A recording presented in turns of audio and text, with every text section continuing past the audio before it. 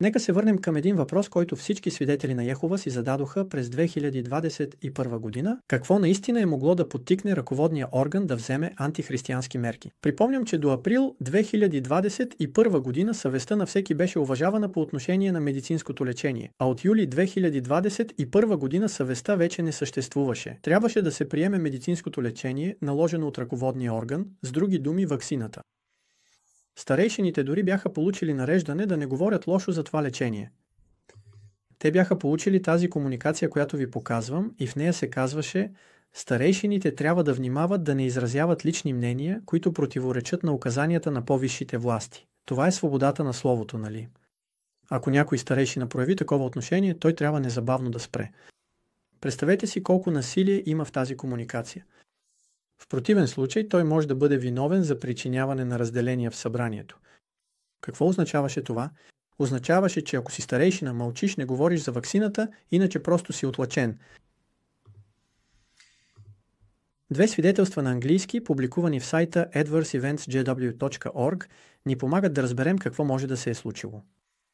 Можете да ги намерите в описанието на това видео. Свидетелите на Йехова се управляват от сдружения с нестопанска цел. В Съединените щати те имат статут 501C3. Този статут ги освобождава от плащане на данък върху доходите. Тези сдружения имаха възможност да се възползват от помощите, които държавата отпусна за справяне с кризата с COVID, и свидетелите на Йехова вероятно са получили 2 милиона евро помощ между 2020 и 2021 година. През септември 2021 година президентът Джо Байден обяви поредица от мерки за борба с пандемията от COVID-19, включително задължителна вакцинация за служителите на частни компании с повече от 100 души персонал. А сдруженията като свидетелите на Йехова с нестопанска цел също са частни предприятия. Тази мярка бързо предизвика съпротива от страна на много щати, компании и институции, а на 13 януари 2022 година Върховният съд премахна задължителната вакцинация за големите компании. И така, въпросът е дали Централният колеж се е страхувал да не загуби статута си на сдружение с нестопанска цел и следователно да трябва да плаща до $150 милиона годишно данъци. Възможно е. Ако е така, тогава наистина се е разкрил. Когато човек няма доверие в Бога, особено в материалната област, какво обикновено казваме като свидетели на Йехова? Често цитираме пасажа от Малахия 3 глава, 10 стих, който казва: „Изпитайте ме в това, за да видите дали няма да отворя за вас шлюзовете на небето и да излея върху вас благословение, докато не ви липсва нищо.“ Тук членовете на Централния колеж са проявили липса на доверие в Бога. Освен това, те наложиха това вакцинационно изискване на свидетелите по целия свят, въпреки че само местните работници в Съединените щати можеха да бъдат засегнати. Някои биха могли да кажат, че членовете на Централния колеж наистина са вярвали в това лечение. Тогава защо спряха да го популяризират точно в момента, когато Върховният съд на Съединените щати взе своето решение? Това е доста любопитно. Защо не се извиниха, след като установиха, че това лечение не работи, а води до катастрофални последици?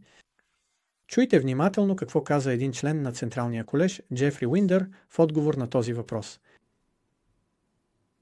Изхождайки от това, ние не се притесняваме, когато има промени, и не е необходимо да се извиняваме, че в миналото не сме разбирали нещата правилно. Тези думи наистина бяха като студен душ за всички жертви на вакцинационните кампании. И така, обобщено, те се страхуват да не загубят пари. Те манипулираха свидетелите на Йехова по целия свят да приемат едно медицинско лечение – ваксината. Те бързо осъзнаха, че са сгрешили през януари 2022 година и казват няколко месеца по-късно, че не е нужно да се извиняват. Още по-лошо, те ни казват в последствие как ние да се въздържаме от даване на здравни съвети. Отново брат Джефри Уиндър говори на сутрешно богослужение няколко месеца по-късно, мисля, че е през 2024 година. Той казва следното: „В този сценарий нашият приятел ни се доверява. Той ни споделя за здравословен проблем, с който се сблъсква. Да кажем, че обмисля медицинско лечение. А, например, може би ваксина. И той би искал да чуе нашето мнение по въпроса. Как да бъдем скромни в тази ситуация? Интересно. Разбира се, наистина съчувстваме на нашия приятел. Искаме да направим всичко възможно, за да му помогнем. Но и тук основният принцип от 1 Коринтияни, глава 4, стих 6, се прилага, а именно да не излизаме извън определени граници.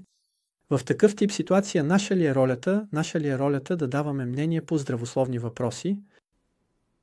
Стража Вакула казваше: изправен пред болест, всеки пълнолетен християнин носи своята собствена отговорност, като поема отговорността за избора на лечение. С други думи, казва ни го, братът от Централния комитет: съчувстваш, но не казваш нищо относно медицинското лечение. Нито за, нито против. Но те наистина не им пука за нас. Те напълно се отъждествяват с фарисеите, когато Исус говори за тях, казвайки: затова вършете и спазвайте всичко, което ви казват, но не действайте според делата им, защото те не вършат това, което казват. След като подадох оставка като старейшина, с жена ми спряхме да посещаваме събранията. Наистина се чувствахме съучастници, като продължавахме да имаме дейност в тази религия. В резултат на това старейшините от моя сбор се опитаха да се свържат с нас. Първия път по СМС отговорих, че нямам никаква духовна нужда. Втория път един старейшина дойде от дома ни. Жена ми го беше посрещнала, като му каза, че участва в престъпление срещу човечеството. Третия път старейшината ми изпрати СМС, в който авторитетно ми съобщи, че ще дойде в определен час, заедно с координатора. Тогава му отговорих, че това е третия път, в който ни безпокои, въпреки нашия отказ. Написах му, че няма да се поколебаем да използваме закона за тормоза. Член 222, 33, 2.2 от Наказателния кодекс, ако продължите да ни вредите. На следващия ден всеки от нас написа писмо до служебния комитет на нашето събрание. Това писмо беше искане за изтриване на нашите лични данни и възражение срещу тяхната обработка. Възражението срещу обработката им е много важен момент. Разбира се, старейшините роботи се консултираха с филиала и в рамките на 1 месец изпълниха задължението си, като ни отговориха с изчерпателен списък на всички наши лични данни. Получихме писмо от всяка местна или национална асоциация, която притежаваше нашите данни, така че аз като бивш старейшина получих 5 такива писма. Жена ми получи 2 писма, едно от местната асоциация и едно от националната асоциация, култовата асоциация на свидетелите на Йехова във Франция, която е със седалище в Болон-Бианкур. В писмото се уточняваше, че асоциацията има право да съхранява нашите данни и че можем да подадем жалба до ЦИНИЛ. Точно това и направихме. Подадохме жалба до ЦИНИЛ. От тогава ЦИНИЛ разглежда правните основания на асоциацията, което означава, че ЦИНИЛ е влязла в контакт с филиала, което вероятно не им е било приятно. Но важното е, че никой не се е свързвал с нас вече повече от 2 години. В описанието на видеото ще намерите документ, който ви обяснява как да поискате изтриване на вашите данни във Франция и как да подадете жалба до СНИЛ. Затова съм описал подробно онлайн процедурата, за да можете правилно да подадете тази жалба, така че не се колебайте да я използвате и да го направите. Припомням процедурата по отлъчване, която трябва да следват старейшините. Първо трябва да има основание. Обикновено те лесно намират такова. Ако, например, човек критикува религията си както аз, могат да ни обвинят, че предизвикваме разделения.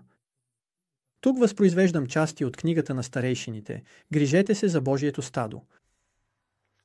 След това старейшините трябва да се свържат с човека за предпочитане устно, за да не оставят следи. Ако като мен не виждате старейшините, защото не посещавате събранията, това ще бъде невъзможно. Тогава те ще се опитат да ви се обадят по телефона.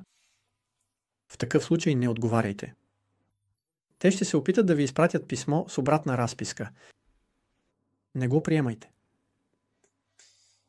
Проблемът е, че аз се противопоставих на обработката на моите данни, така че дори и да са запазили личните ми данни, няма да могат да ги използват, за да ми изпратят писмо. И това работи добре, защото от 2 години не съм получил нищо.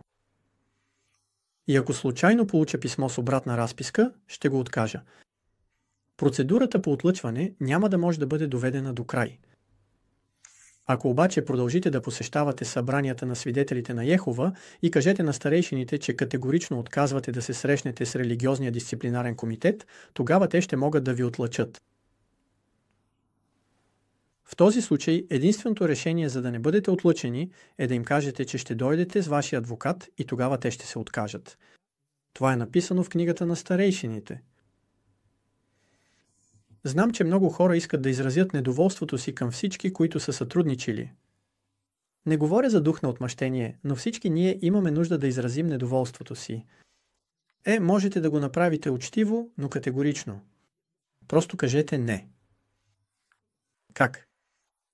Независимо дали сте били свидетел на Йехова, отлъчен или не, дали е било наскоро или преди дълго време, дали все още сте свидетел на Йехова, дали посещавате събранията или не, ето стъпките, които можете да предприемете, и това не е свързано само с вакцинацията.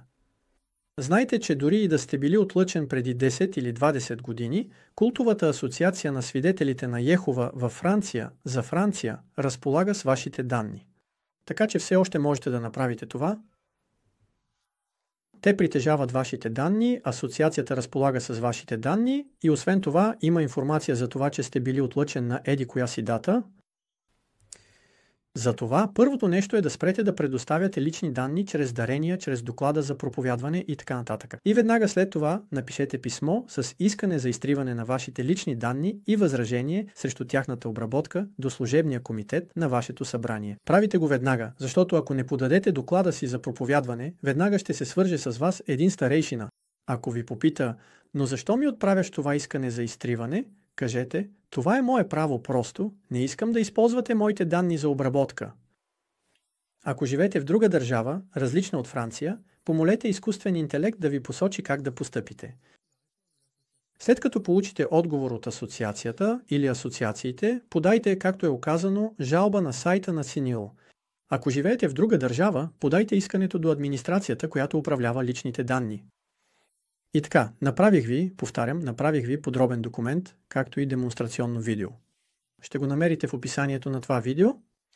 Всичко това е безплатно. Вие сте в своето право. Така че няма да бъдете изобщо отлъчен за това, ако вече не сте били отлъчен.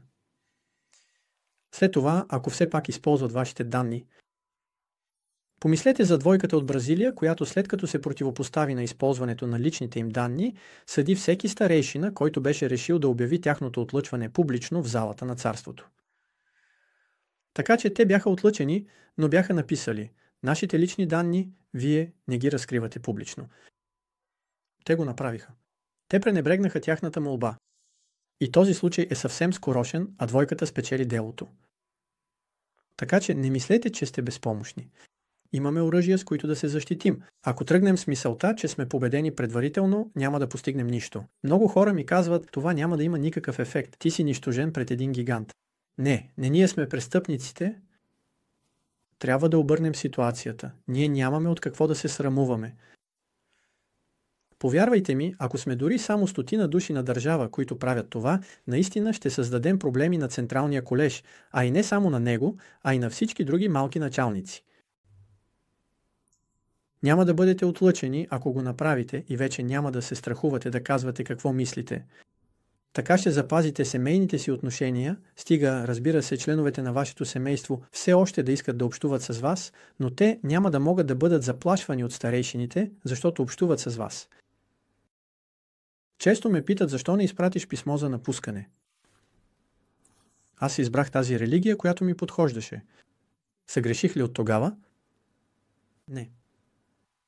Оказва се, че управителите на тази религия, Централният колеж и компания са съгрешили и са се опитали да нарушат съвестта ми. Не аз трябва да си тръгна, а те. Ще дам един пример. Роден съм във Франция, ценя тази страна и искам да остана тук.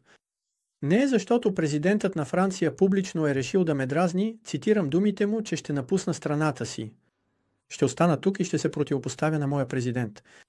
Затова се присъединих към обща жалба срещу президента на републиката заради обидните му изказвания към невакцинираните хора като мен. Дали тези действия ще имат резултат или не, това не е мой проблем. Правя го, защото трябва да го направя просто така.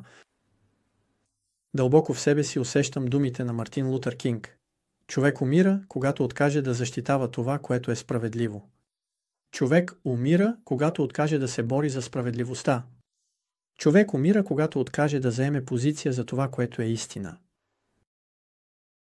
И за да им покажа ясно, че не сме заслепени от техните грехове, искам да призова всеки член на Централния колеж от онова време, а те бяха 8, на религиозен дисциплинарен комитет.